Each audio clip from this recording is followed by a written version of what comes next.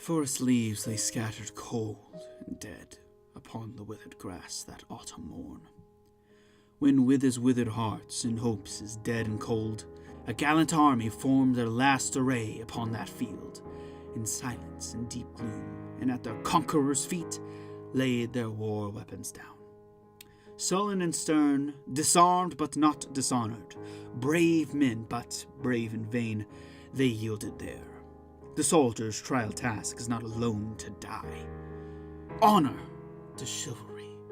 The conqueror's breath stains not the airman of his foeman's fame, nor marks his captive's doom, the bitterest cup of war.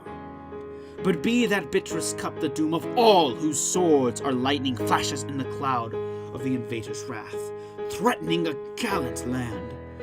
His army's trumpet tones wake not alone her slumbering echoes. From 1,000 hills her answering voices shout, and her bells ring to arms. The dangers hover over the invader's march, on raven wings hushing the songs of fame, and glory's hues of beauty fade from the cheek of death. A foe is heard in every rustling leaf, a fortress seen in every rock and tree. The eagle eye of art is dim and powerless then, and war becomes a people's joy, the drum, a man's merriest music.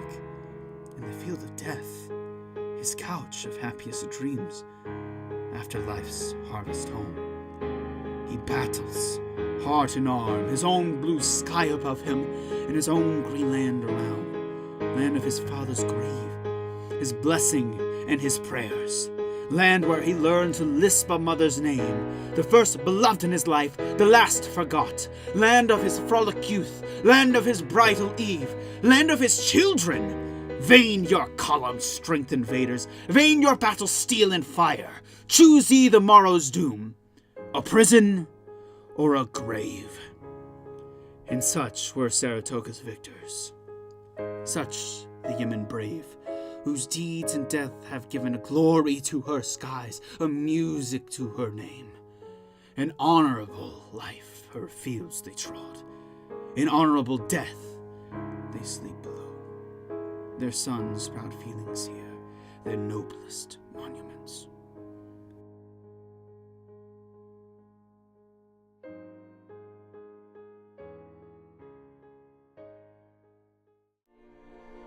At length the freshening western blast aside the shroud of battle cast, and first the ridge of mingled spears above the brightening cloud appears, and in the smoke the pennons flew, as in the storm the white sea mew. Then marked they, dashing broad and far, the broken billows of the war, and plumbed crests of chieftains brave, floating like foam upon the wave. But not distinct they see, wide ranged the battle on the plain. Spears shook and falchions flashed amain, fell England's arrow flight like rain. Crests rose and stooped and rose again, wild and disorderly. Amid the seam of tumult high, they saw Lord Marmion's banner white, and Edmund Howard's lion bright, still bear them bravely in the fight. Although against them come of gallant Gordons many a one, and many a stubborn Bendernock man, and many a ragged border clan, with Huntley and with Home, far on the left, unseen the while, Stanley broke Lennox and Argyle. Though the western mountaineer rushed with bare bosom on the spear, and flung the feeble targe aside, and with both hands the broadsword plied, 'twas vain. But fortune on the right, with fickle smile, cheered Scotland's fight. Then fell that spotless banner white, the Howard's lion fell.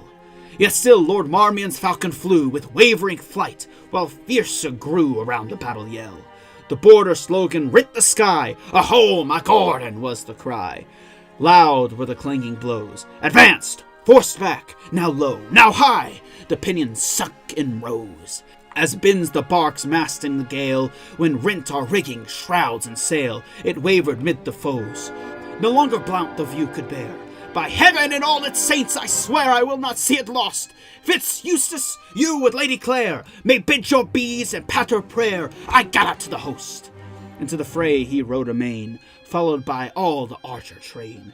The fiery youth with desperate charge made for a space in opening large.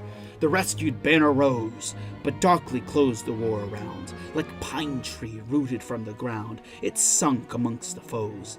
Then Eustace mounted too, yet stayed, as loath to leave the helpless maid, when fast a shaft can fly, bloodshot his eyes, his nostrils spread, then loose rein dangling from his head, housing and saddle bloody red, Lord Marmion's steed rushed by, and Eustace, maddening at the sight, look in a sign to Clara cast. To mark he would return in haste, then plunged into the fight. The war that for a space did fall, now trembly's thundering swelled the gale, and Stanley was the cry. A light on Marmion's visage spread, and fired his glazing eye. With dying hand above his head, he shook the fragment of his blade and shouted, "Victory! Charge, Chester, charge! On Stanley, on!" were the last words of Marmion.